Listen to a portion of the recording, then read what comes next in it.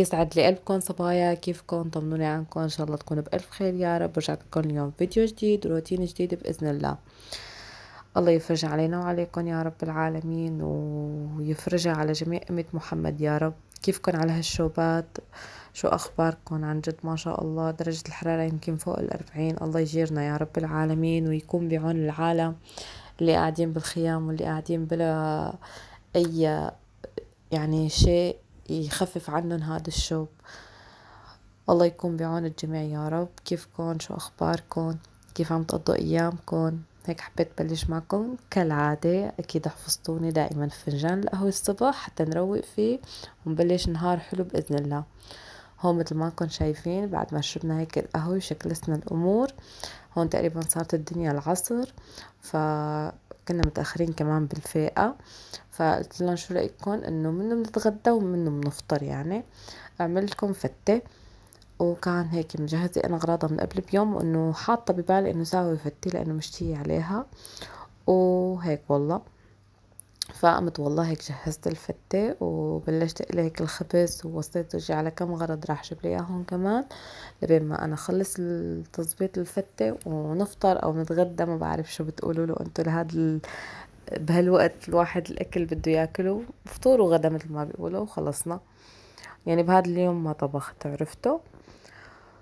وهيك والله هون كنت سالقة الحمص من قبل بيوم ومزبطة، وعندي هيك القصص كلها، بس كان ناقصني مخلل ونسيت ما وصي زوجي على مخلل. وبتعرفوا انتو الفتة بدها اكيد مخلل معها، بس اكلناها. يعني هيك كان عندي شوية خضرة حطيتهم واكلنا، والله يديم النعم علينا يا رب. اول شي هيك حطيت شوية لبن، انا بحط لها شوية لبن، وبعدين حطيت لها شوية طحينة وخفقتهم كتير مع بعض. بعدين حطيت كم حبة توم، اكيد التوم بيعطي نكهة كتير طيبة للفتة. نحنا هيك بنعملها، هيك طريقتنا، فتة بسمنة. هون مثل ما كنتم شايفين بلشت تقشير التوم هيك وشكلست الامور لبين ما هيك كان ناقصني بس الطحينة. نزل زوجي يجيب لي اياها على بين ما انا هيك خلص وظبط. وعن جد يا صبايا الشوب فظيع. واذا شايفين هون الوهج عندي بالمطبخ، يا سبحان الله ببيت القديم كان ما يفوت شمس ابدا. هون بهذا البيت الف الحمد لله الف شكر لله بفوت شمس بس كتير شوب. فيعني الحمد لله ما في حل وسط، بدنا نتأقلم وبدنا نتعود اكيد. وعن جد يعني هلا الشمس احسن من انه بلا شمس ابدا، عرفتوا. بس سبحان الله كتير شوب انا مطبخي، فما بقدر فوت على المطبخ تقريبا. يعني اذا بدي اطبخ هيك طبخة كتير كبيرة، يعني يفضل اطبخها على العصر، لانه اذا بدي اطبخ الظهر عن جد بنشوي شوي الصراحة. هون مثل ما كنتم شايفين عملت الطراطور.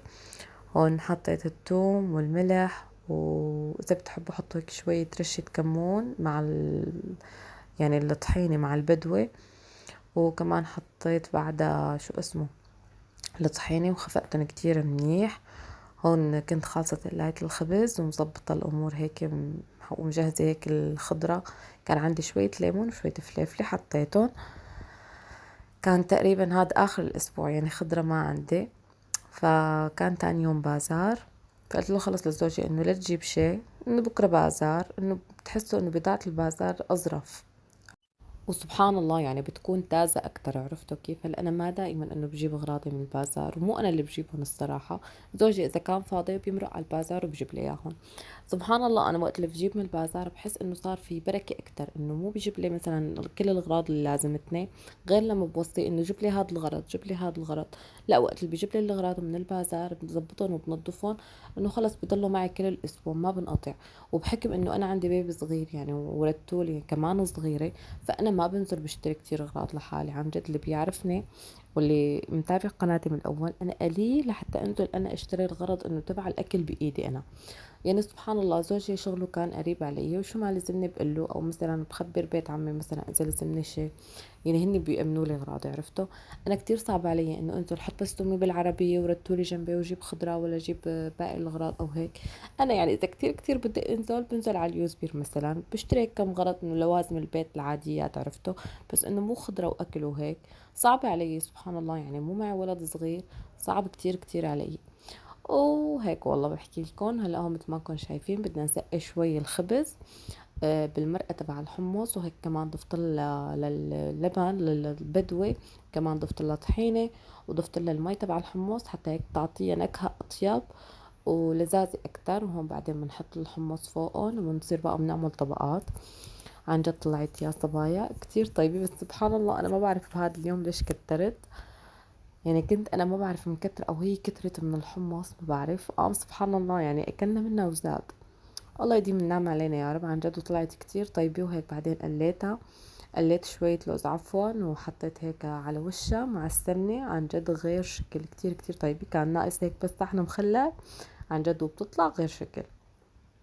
وهيك والله مثل ما انكم شايفين عملت الفتة لهذا اليوم، وهيك فطرنا او تغدينا ما بعرف شو بدكم قولوا، ومرقنا هذا اليوم بسلام. والله هيك يا رب يديم النعمة علينا يا رب ويحفظها من الزوال.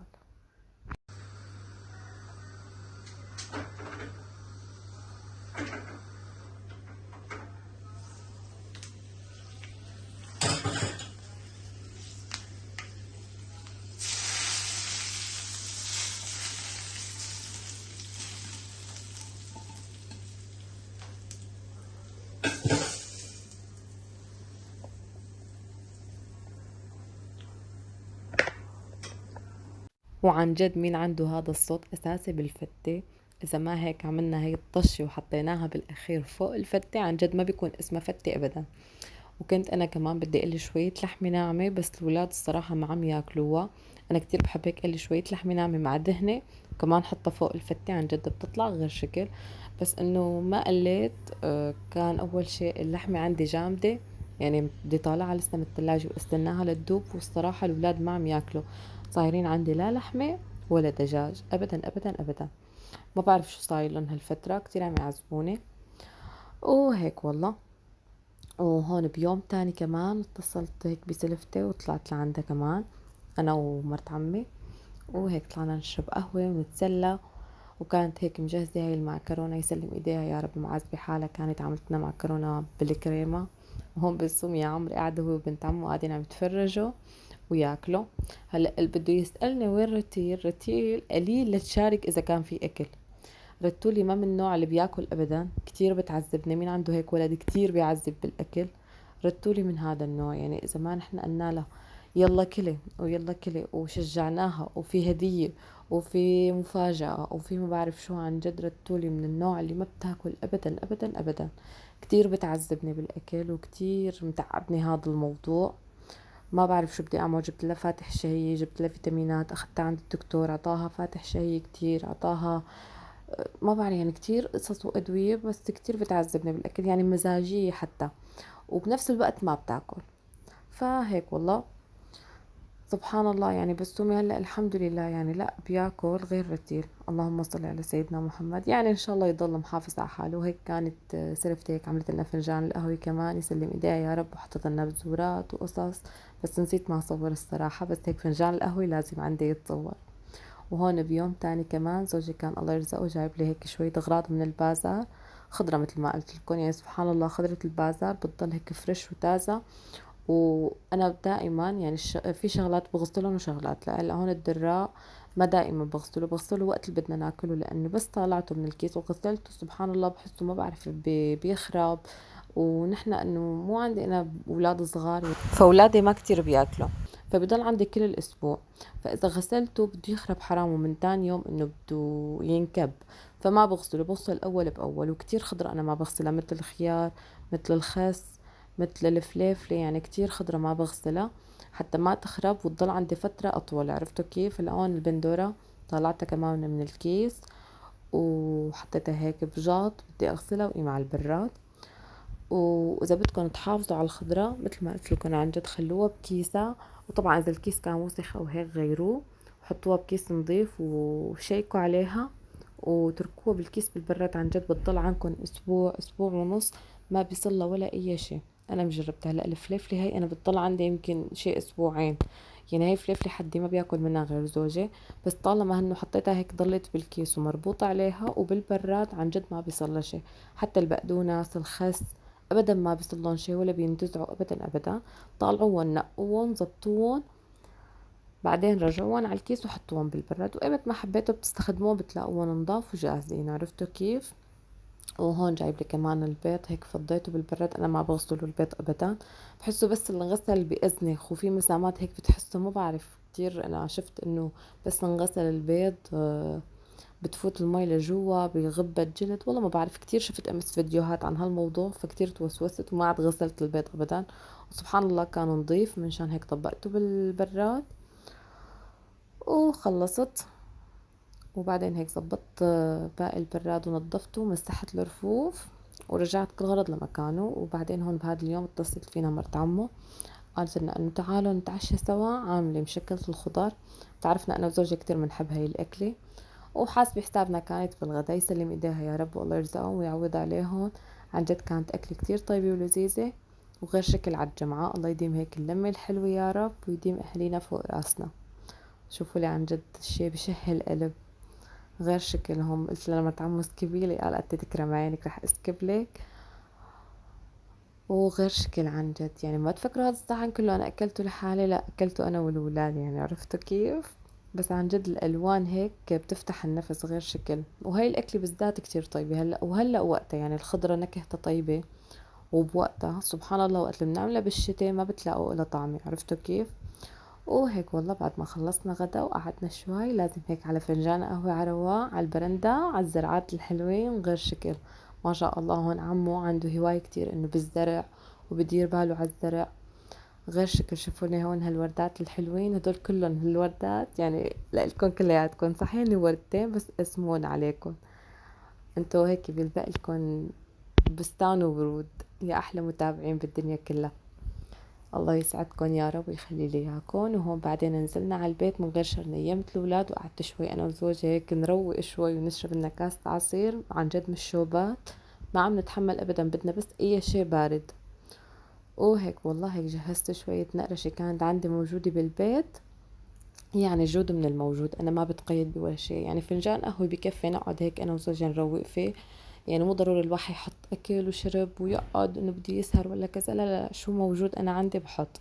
يعني كان بهذا اليوم موجود عندي شوية دراء، شوية خيار، شوية كرز، وحطيت عصير وشوية هيك نقرشات. يعني زوجي بجيبهم إلي وللولاد ولإله كمان بناكل منه. وهيك والله موجود بوشار بعمول، مثلا في بزر بعمول، بس بهذا اليوم ما عملت لا بوشار ولا حطيت بزر. اكتفيت هيك بس بهاي النقرشات اللي فضيتها من الكيس وبس. ولهون وصلت معكم لنهاية الفيديو. عن جد بتمنى منكم تشتركوا بالقناة وتفعلوا زر الجرس، وبعرفكم انتو كفو وما بتقصروا. عن جد بتشكر كل حدا عم ينضاف للقناة، وعن جد نورتوني وكتير عم بتبسط فيكم. اهلنا بالمغرب، اهلنا من مصر، من تونس، عن جد نورتوا القناة. انا كل يوم عم بكبر فيكم يوم بعد يوم. الله يسعدكم يا رب ولا يحرمني منكم. وبتمنى هيك تشاركوا الفيديو لرفقاتكم اكتر حتى يشوفوا الفيديو وتكبر قناتي يوم بعد يوم فيكن. وعن جد هون انا وقت كنت قاعده بالسهره، هي اليوتيوبرية انا هي اللي شجعتني هيك، انا بتفرج عليها من بداياتها. فوقت اللي ما بعرف هيك هي اللي شجعتني، هي اللي تشجعت منها انه انا افتح هاي القناه. اذا بتعرفوها اسمها علا هم ستايل، فكتير بحبها ومنها تشجعت لحتى افتح القناة. فهيك قاعدة كانت منزلة فيديو عن الاوضاع والقصص اللي بتركيا وهيك، فقعدت هيك تسمعت عليه شوي. الله هيك يفرج علينا يا رب، وادعوا لنا صبايا، ادعوا لنا عن جد هيك الله يفرج علينا ونستقر ونلاقي الامان اللي نحن عم ندور عليه. واكيد الامان برب العالمين، بس هيك يكون الامان موجود اكتر لحتى هيك نحن نأمن على اولادنا ونأمن على الحياة اللي نحن عايشين فيها. وهيك الله هيك يا رب يريحنا ونستقر ان شاء الله ونكون مرتاحين. عن جد نحن سوريين تعبنا كتير بحياتنا، وما بعرف بس هيك دعواتكم لنا، بحبكم كتير، بشوفكم بفيديو جديد. سلامات صبايا، بأمان الله.